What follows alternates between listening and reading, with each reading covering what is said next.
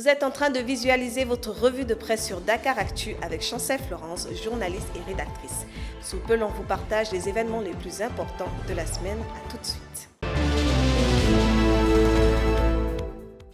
En politique, le nom du Premier ministre du Sénégal, Ousmane Sonko, était sur toutes les lèvres durant la semaine. En effet, le sujet fait polémique depuis quelques jours parce qu'il s'y compte près de 3 mois après la nomination de celui-ci que le politique Ousmane Sonko n'a toujours pas effectué de déclaration politique générale DPG.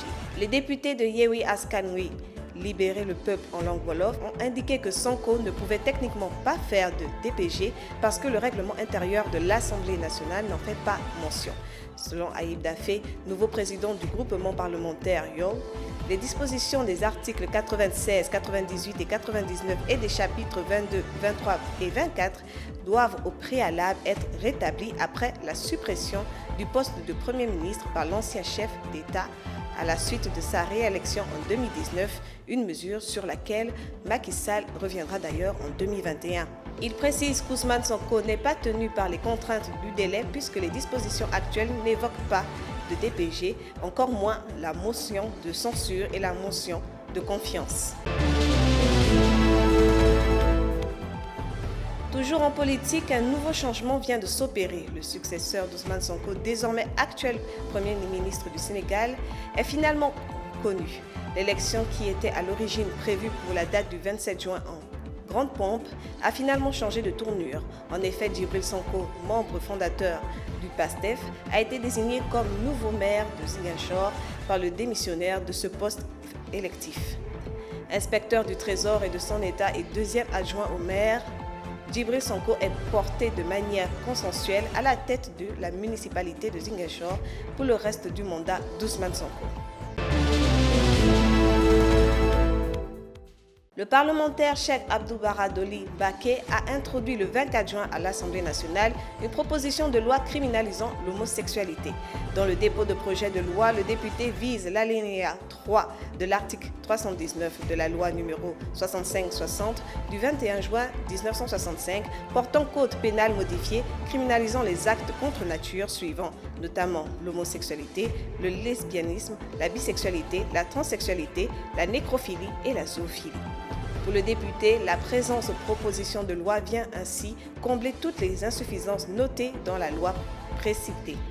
Il cite « Elle réprime sévèrement les actes homosexuels à des peines à la hauteur de la gravité des actes impudiques ou contre nature commis par des personnes de même sexe. »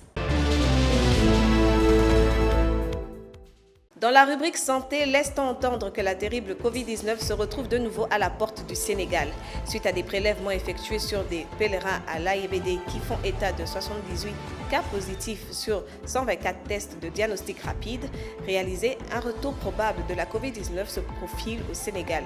Cette crainte est d'autant plus manifestée par les autorités chargées de la santé qui ont pris des mesures dès l'arrivée des premiers pèlerins. Le directeur général de l'aéroport international Blaise Diagne, Cheikh Bamba Dièye, a lancé un appel à la vigilance et exhorte l'application des dispositions sanitaires pour éviter la propagation du virus dans les foyers. Dans l'actualité internationale, le président kenyan, William Ruto, essaie de mettre fin à la vague de contestation que connaît son pays depuis quelque temps déjà. Le chef d'État du pays a annoncé le mercredi 26 juin le retrait du projet de budget 2024-2025 prévoyant des hausses de taxes à l'origine de la puissante mobilisation qui a sombré mardi dans une violence meurtrière. Présidentielle 2024 en Mauritanie, ce samedi, la population mauritanienne va élire son prochain président. Le sortant Mohamedou Ould Cheikh El Ghazouani brigue sa propre succession face à 6 autres candidats. Environ 1,94 million d'électeurs sont appelés à choisir entre les 7 prétendants, tous des hommes, lequel dirigera pendant 5 ans la Mauritanie, rare pôle de stabilité en Afrique de l'Ouest et futur producteur de gaz. C'était votre revue de presse avec Chancel Florence, rédactrice et journaliste. L'on se retrouve la prochaine fois pour plus d'informations.